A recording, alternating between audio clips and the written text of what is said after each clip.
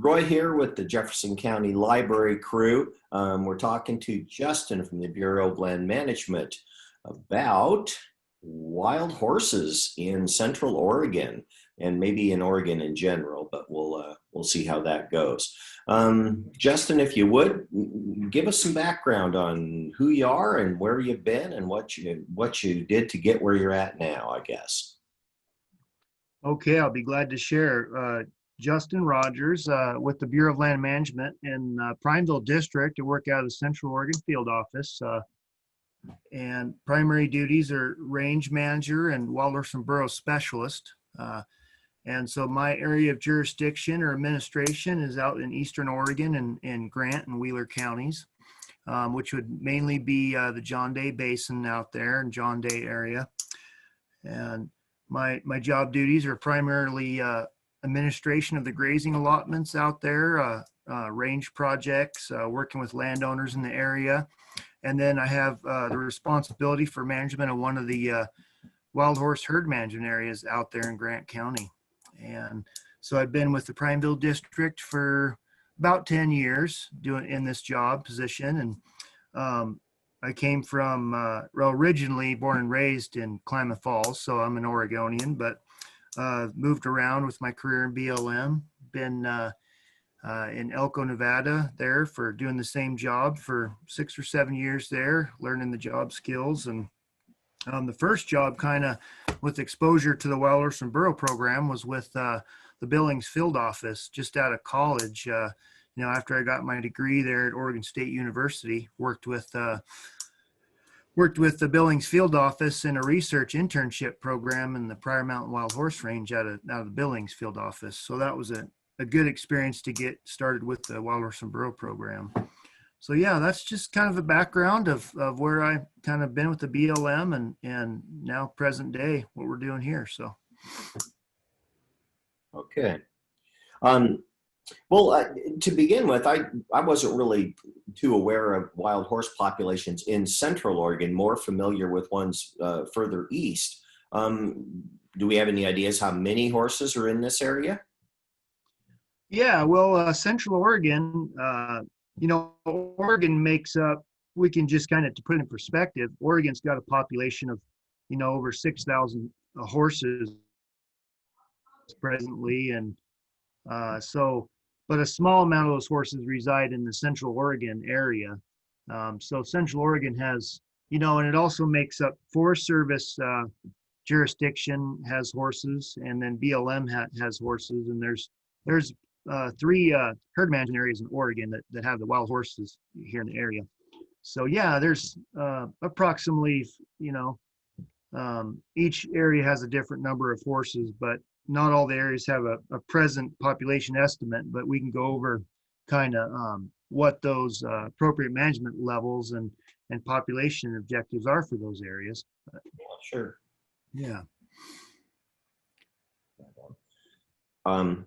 Yeah, and then the other part of that puzzle is kind of wondering, obviously wild horses kind of scattered throughout the West, different states and all that. And from your experiences, Nevada, Wyoming, Montana, are the horses all very similar in terms of their origins, and where do they come from? Yeah, that's a good question. I mean, they're definitely, in Nevada and some states, they're quite similar and closely related to a lot of the domestic herds, right? Because, in general, the wild horses came from Spanish backgrounds. They came from, Columbus when they sailed over to the Americas, brought horses with them. And the horses came over to North America and into the southern areas of the Americas. And eventually these wild horses, Native American tribes acquired them, and the U.S. Cavalry had used them, and landowners had used them for farm work and for pulling the plow and just so many things like that. So over the decades and centuries, these horses, were abandoned and left out on the range and created these wild horse populations, and they were kind of self-sustaining and breeding on their own out on the range.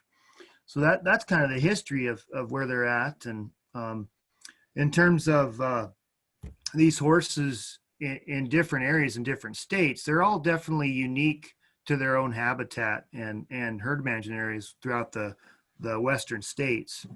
You know, some were very kind of unique animals, especially these ones that are in these wild horse ranges that have more Spanish characteristics and colors. Those are kind of unique genetically, and so there's a lot more management emphasis put on those horses that are in the horse ranges and sanctuaries. But like a lot of the horses in Nevada and Wyoming and some areas are really closely related to domestic horses, and they're not really unique in terms of genetics, and they fairly crossbreed quite a bit and not as unique. But so Oregon's kind of got a little bit of both worlds there. I mean, we've got some pretty unique herds, but out in Eastern Oregon, there's a lot of interchange, and they consider them a larger population. So, Yeah. yeah. So if you saw a herd in Central Oregon somewhere, you'd be seeing a variety of colors and patterns and configurations and all that kind of thing. Yeah, you bet. You sure would. I mean, the stuff in Central Oregon is more, well, it's a combination of our horses that range in the desert, but there's there's a lot that range up in the forest too. They kind of call them timber horses, and so yeah. Yeah. Because I was always kind of curious about that too, as to what kinds of if they had a particular kind of landscape or geography that they were really fond of hanging out in. Yeah. Yeah. Um, One of the things I've heard something about too in terms of the wild horse program is the roundups and stuff like that. Can you tell us a little bit about that and what happens and what the purpose of them might be? Yeah. So obviously the gathers and the roundups are a tool to maintain an appropriate management level on the range, So again, the BLM and the Forest Service are both mandated under the Wild Free Roaming Horse and Burros Act to manage these populations at a sustaining level. Have a thriving ecological balance with other multiple resources out there, multiple uses. So that being said, the agencies are charged with gathering these animals, and when the populations get too high, when the resources aren't there, like their food and water and cover and their habitat, if they exceed their habitat, then BLM has set appropriate management levels to keep those numbers down. So that's one of the tools that BLM will use is horse gathers and they happen quite frequently as every 4 to 5 years, or as there's a need to gather animals off the range to keep it sustainable. So yeah, that's the main tool we use is helicopter bait trapping is what will happen to gather those animals and take them off the range, and that in a combination of growth suppression measures to keep the population at sustainable levels. Yeah. Yeah. And you're talking about multiple use land in most cases, right? You've got grazing allotments, and you've got the wild horse population, and then you've also just got whatever other foraging grazing animals are endemic to areas, deer, elk, pronghorn, that kind of thing. Yeah, that's right. So that's where that thriving ecological balance, or that multiple use balance, comes in for the agency. Is where is that sweet spot where we can maintain all these uses. I mean, we're charged with managing, like you said, grazing allotments, providing for the wildlife habitat and the recreation users and folks out there, the recreators. So yeah, that's the balance that we're charged with doing. Mm. Yeah. I'm familiar with like the Heart Mountain Antelope Refuge. Is there any land that's specifically set aside with wild horse populations in mind, or are they just kind of free roaming and ranging around and that kind of thing? I'm not as familiar with that area. That'd be in the Lakeview District, BLM. I know there's some herd management areas designated for wild horses out there. And I believe on the southern end of Oregon on the Nevada border, there's also some burrow habitat and designated areas out there. But I believe I know of, yeah, there's some designated wild horse areas over there. Yeah. Cool. Well, Yeah. that does bring up a question for me personally. I was wondering about the burrow part of things. The Yeah. wild horse part of it has always been kind of a given here in Oregon, but Oregonians are pretty familiar with that part of our heritage. But I didn't even think about the wild burrow angle. Is that a happening thing, or? There's not a large population of burros within Oregon. Besides, I mentioned oh, it would be, yeah, it'd be that southern. I think Lakeview has most of the management of the burros that we have in southern Oregon. But yeah, there's just a small population, but they're a neat animal. People adopt them and they use them as herd guardian animals. To fend off predators, and people use them for packing. And they're just such a neat little animal that really bonds to people. And um, yeah, so in other states with there's larger populations of burros. And in Northern California and Nevada have primarily most of the burros, more southern states. But Yeah. yeah, Well, it's nice to know that they fill a niche in the adoption part of things as well. That's pretty cool. yeah, they are pretty popular, and they're readily adopted. Yeah. Well, so on that, getting back to that adoption angle a little bit, when people adopt horses, it's are they getting to a point where an adopted horse is roped to saddle and gentle and just a good all round horse to have around, just like a horse that's domestically raised? Yeah, there's been great success out there with these wild horses coming off into the adoption programs, being tamed and trained for adoptees. I mean, a lot of support out there. BLM has the training incentive programs, TIP programs, where folks can initially get some training on their new horse and to get it tamed. And so BLM's got those programs. Yeah, we with these wild horses, having really, they're wild classified under the legislation, the Horse and Burrow Act makes, they're protected and considered wild, but really they're they're a feral animal and not much different genetically than a domestic horse. So, Hmm. but they do with the right temperaments, they really do become a nice animal for somebody. They train well. They really retain a lot of knowledge when you're training, and they're just really sweet animals. And they've come into the domestic world really well. Yeah.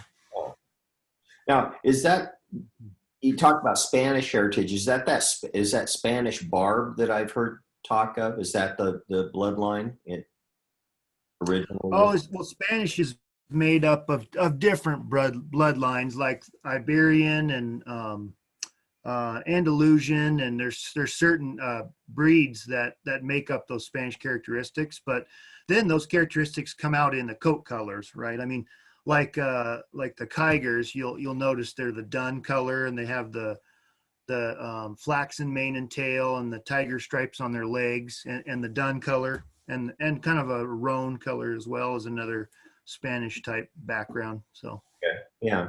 yeah.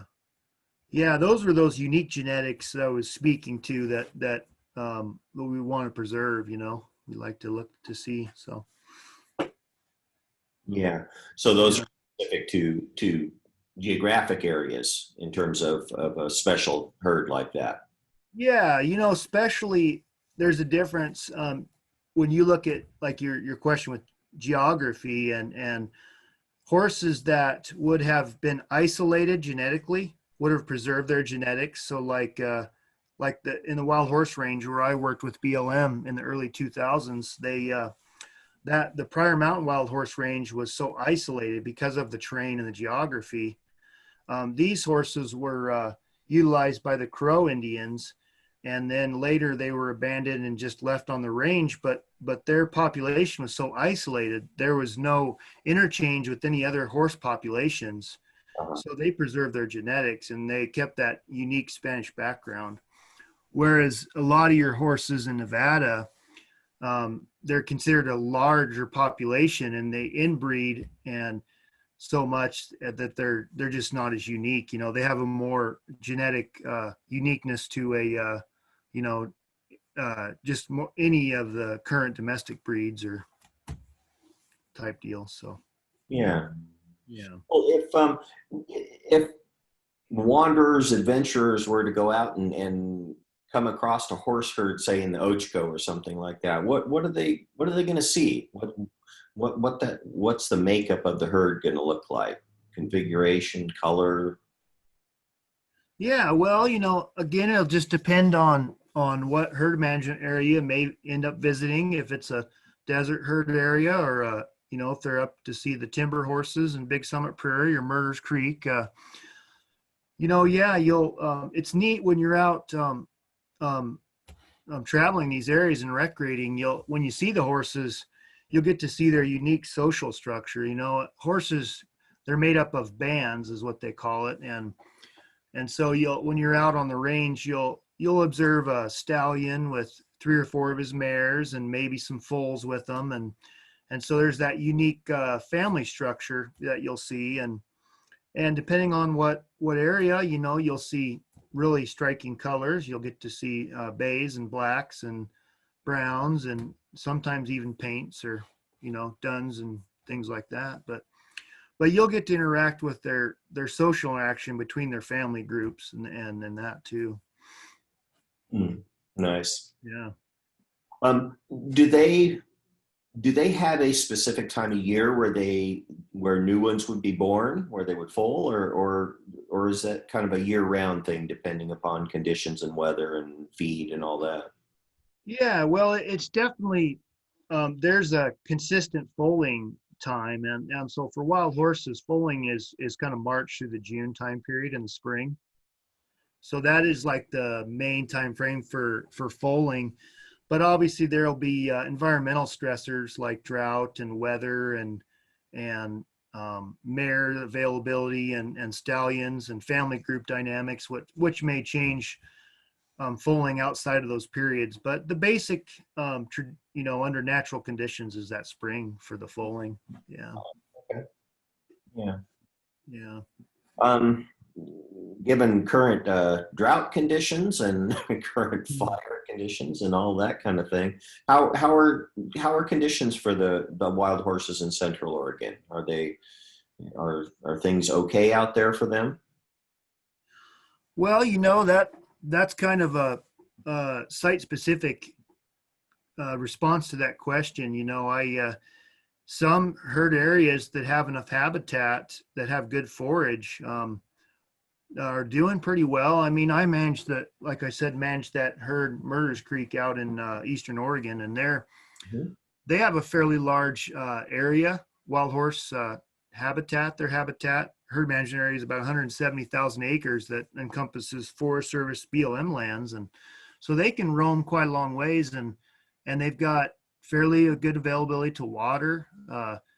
The different elevations, the forage is fairly good. That's Other areas, you know, interesting. yeah. Oh, do you hear me? Yeah, I was just Okay. wondering, that's a pretty timbered area in that Murder Street unit, right?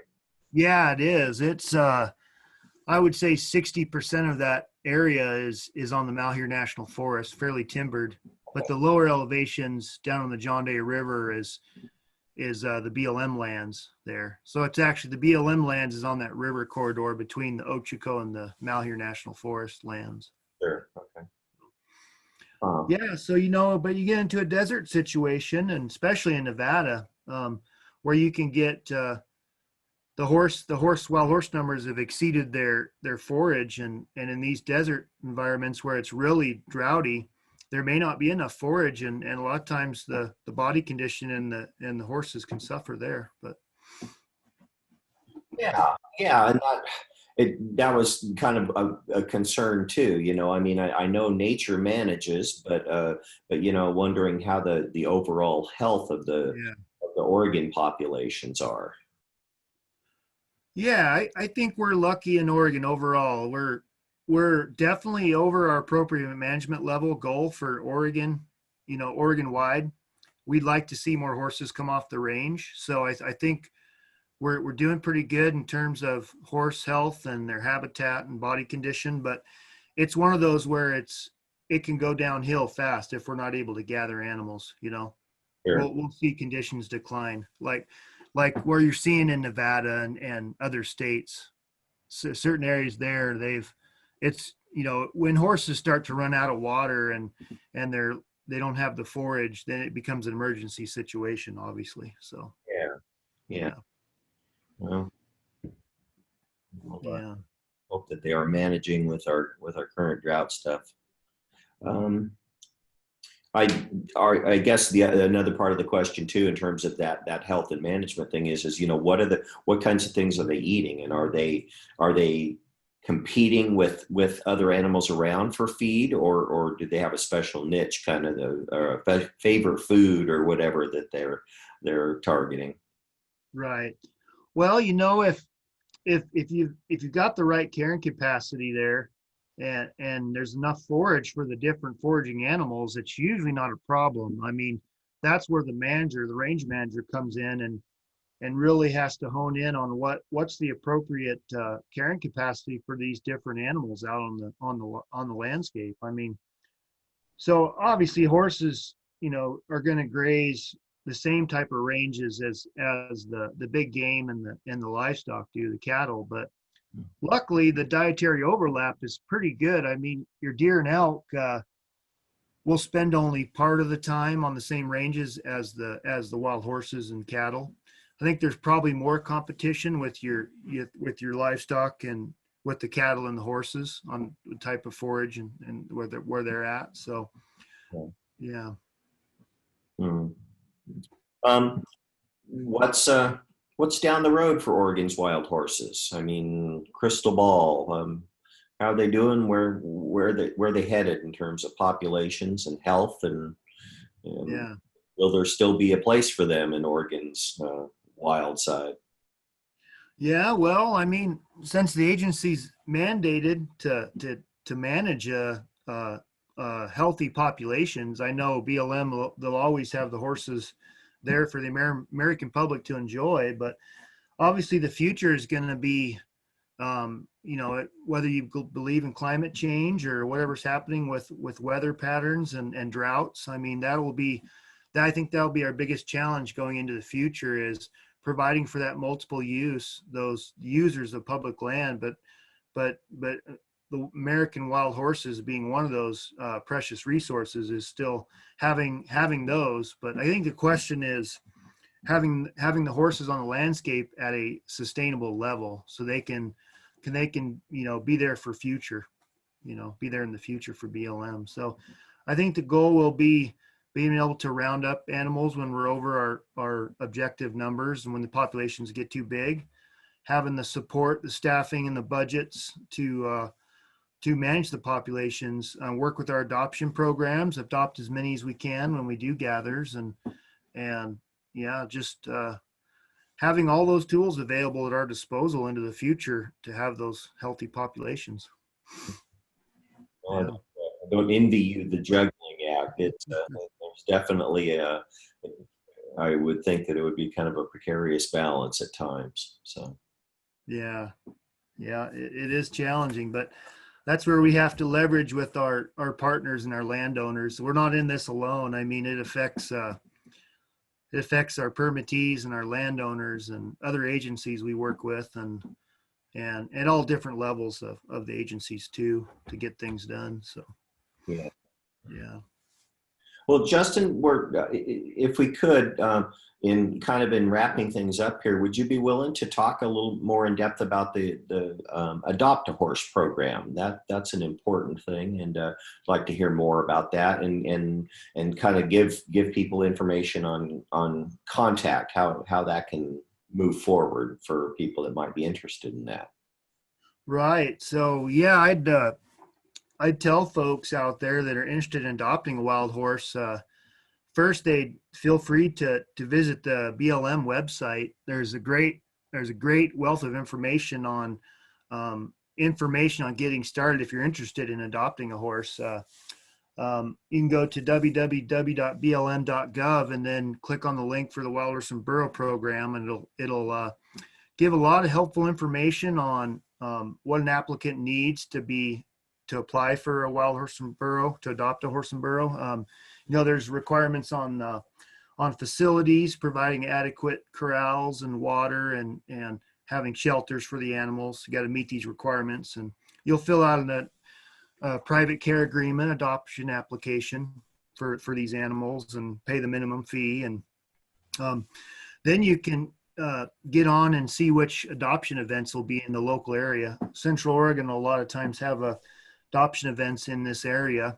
There's also online adoptions for these animals too. So when they come off the range and are gathered, they'll go into these short-term holding facilities and be prepped for adoption, freeze branded and processed and available for the public for adoption.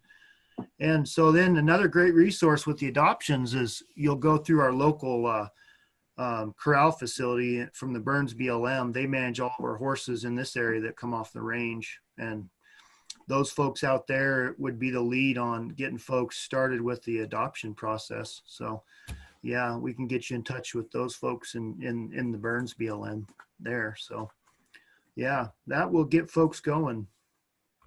Nice, nice. Well, again, from the gang here at the Jefferson County Library, we certainly thank you for your time, and greatly appreciate what you're doing. Yeah, Keep that little wild slice of Oregon alive and well. right. You bet. They're a resource that I think the public really enjoys, and we want them out there to enjoy for future generations, but in a sustainable fashion, along with our other recreation users and multiple uses out there. So All right. Thank you so yeah, much. thanks, Roy, and I appreciate the time visiting with you and the library over there. So Yeah. All right. We guys be well. yeah, you too. Call us with any questions and encourage folks to contact the Burns office for adoptions and available animals. Yeah. Yeah. Well, hopefully we're planting some good seeds today. Yeah, you betcha. Thanks. Take care. Yeah. Yeah. Have a good afternoon. Bye-bye.